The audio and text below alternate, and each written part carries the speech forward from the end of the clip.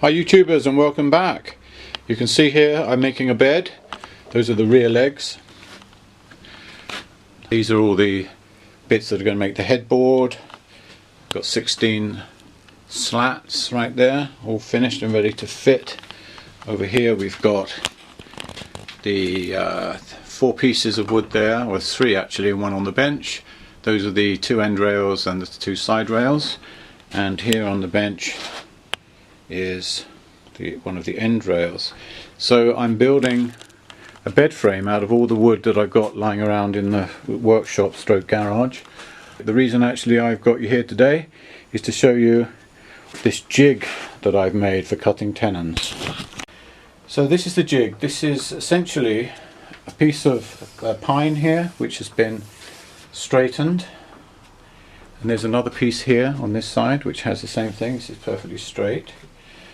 There are 2 bits of wood here. This is like a chipboard with a melamine surface, so that the router, which will pass backwards and forwards on here, has some slip.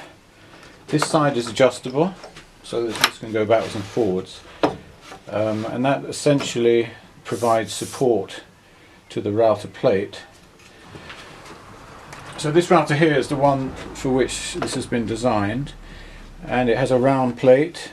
It has a flat area here which you have to be careful that you don't put that up against here, otherwise it changes the distance and will ruin the jig, but if you can be careful with that. So when this is in place, the router bit runs perfectly along this edge, and that is an extension of this face. As long as the router is against this face, this has been cut all the way through.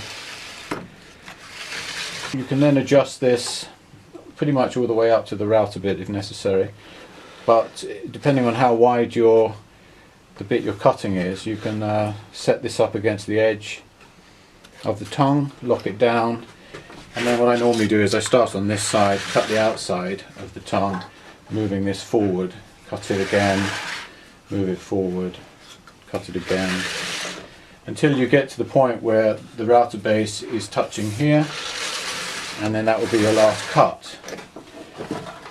Now, as long as you line this perfectly flat and straight edge with the pencil mark on your wood where you want this to cut, then it's pretty foolproof, and I've had good results.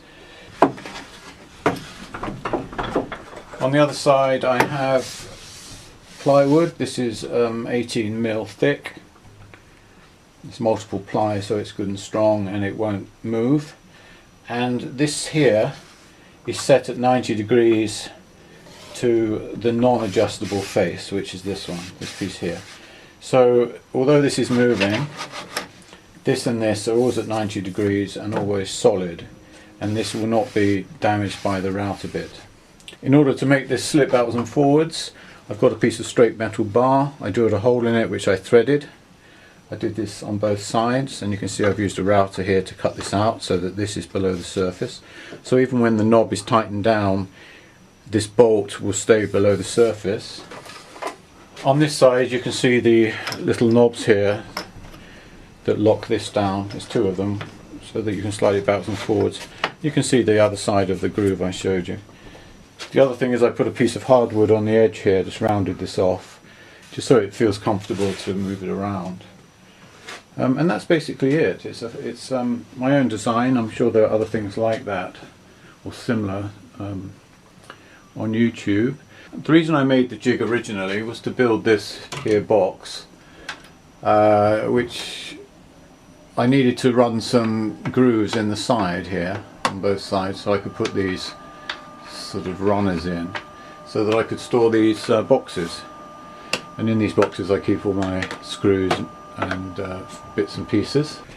So the first thing I've done is I've squared this end off, so you can see there that's perfectly square.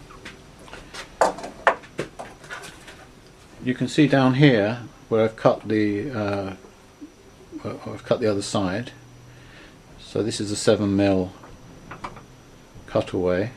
To the 7mm you have to add the depth of the wood the router is sitting on, which is 18mm, so effectively the router bit has to protrude 18 plus 7, which is 25 millimeters from the base of the router in order to make that accurate.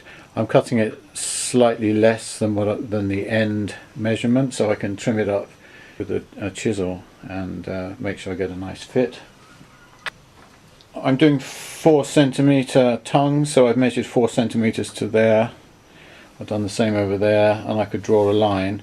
But in fact what I'm going to do, since I've already done this side, is I'm going to strike up with my engineer square. I'm just going to get it square this way.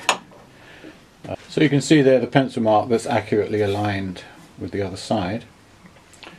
The next thing is to set up the jig using that as a reference.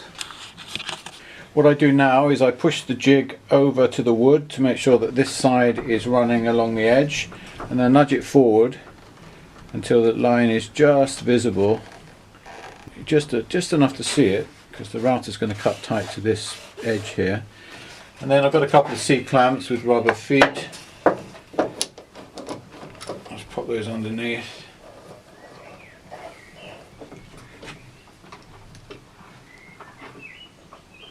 So you can see from a different angle how I've set this up. There's a very slight gap there, which is fine. And what that does, it just ensures that I get the edge, I don't miss the edge. As I was saying earlier, this can be adjusted, so I just set it so there's a slight gap.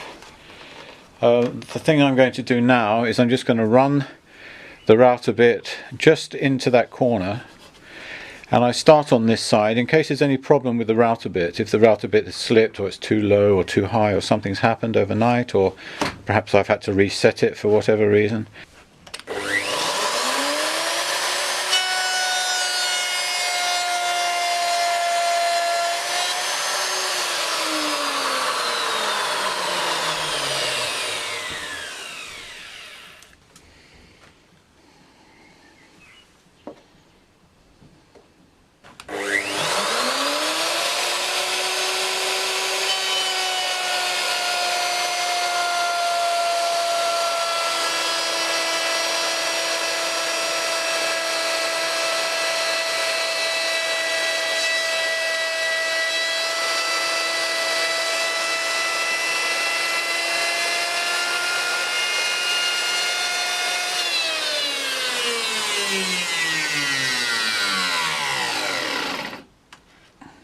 Okay, so you can see what I'm going to do next. I'm going to effectively move this over a little bit, just always leaving a slight gap so I don't end up with any ridges. And I'm going to take another pass, and I'll keep doing that until I get to the far side when the base of the router is resting against this side, and that's what gives me the nice straight line at the end.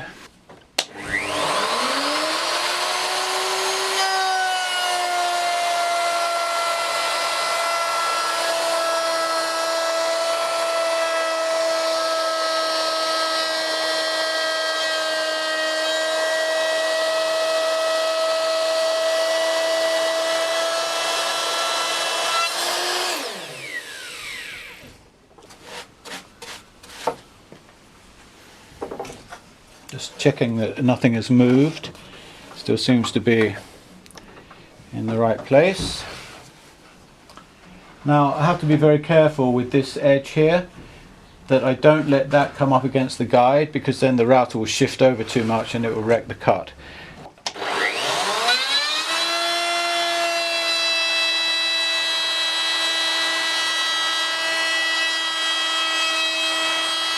So you can see now how that's cut nice and flush to this piece of wood, and that's a pretty good job. It looks nice and flat. I'll take the jig off and show you. There it is without the jig. When I measure down, I'm getting, let's just do that again. Here we go. I'm getting 6.51 millimeters. So basically that's great. If I switch this to inches and get a measurement here, 0.54 inches, and what I want is 0.5. So with a little bit of sanding or planing just to square this all up, that should fit lovely. I'd like to get more people to subscribe and get the word out a little bit, so please hit that subscribe button, hit the notification bell if you wish. If I can get up to 1,000 subscribers, that'd be great. I hope you've enjoyed this, and thanks for watching. See you at the next one.